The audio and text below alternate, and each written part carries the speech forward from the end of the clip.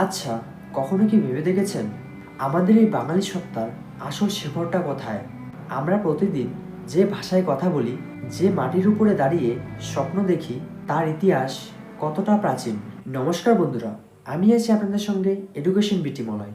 আজকের এই ভিডিওতে আমরা উন্মোচন করতে যাচ্ছি আসলে বাঙালি উপজাতি কোথা থেকে সৃষ্টি হয়েছে বা বাঙালি উপজাতির মূল উৎসটা কোথায়। আজ আমরা হাজার বছরেরও পুরনো এক ঐতিহাসিক জট খুলব। আজ আমরা দেখব কিভাবে নদী, কাদামাটি এবং পৃথিবীর নানা প্রান্ত থেকে আসা মানুষের এক অবিশ্বাস্য মিশ্রণে এই বদ্বীপে জন্ম নিয়েছিল আমাদের এই বাঙালি উপজাতি। শুরুতেই একটা অবিশ্বাস্য প্রশ্ন সবার মাথায় ঘোরে, বাঙালিরা আসলে কারা? আর্য নাকি দ্রাবিড়? অনেকেই চান এর একটি সহজ হ্যাঁ বা না উত্তর, কিন্তু একজন ঐতিহাসিকের চোখে দেখলে বুঝবেন সত্যটা এর চেয়ে বেশি চমৎকার এবং রোমাঞ্চকর।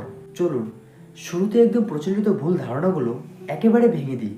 পরিষ্কার করে বলতে গেলে বাঙালির পরিচয় কিন্তু কোনো এক বা বিশুদ্ধ রক্তের ধারা নয়। অর্থাৎ আমরা পুরোপুরি আর্যও নই, আবার পুরোপুরি দ্রাবিড়ও নই, আবার পুরোপুরি মঙ্গোলীয় নই। তাহলে আজ থেকে প্রায় 4000 বছর আগের পুরনো বাংলায় আবারও ফিরে যাওয়া যাক।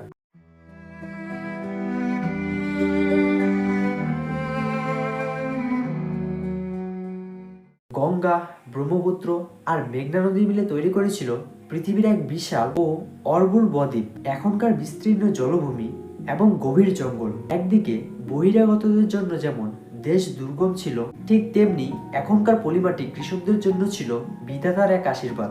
আজ থেকে প্রায় 2000 বছর আগে কিন্তু বাঙালি বলতে কোনো জাতি ছিল না। পুরো অঞ্চলটি হারিকেলের মতো শক্তিশালী জলপথে বিভক্ত ছিল। এর সামাজিক শক্তিকে স্বয়ং আলেকজান্ডারের গ্রিক সেনারাও সমীহ করতেন।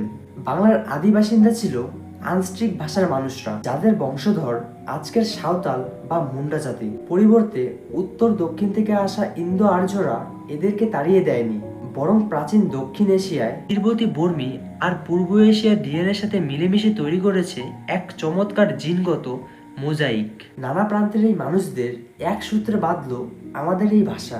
শত শত বছর ধরে সংস্কৃত পথ পেরিয়ে জন্ম নিল আমাদের এই বাংলা ভাষা। শুধু ভাষা নয়, আমাদের এক করেছে এই দেশের উর্বর পলিমাটি আর নদী।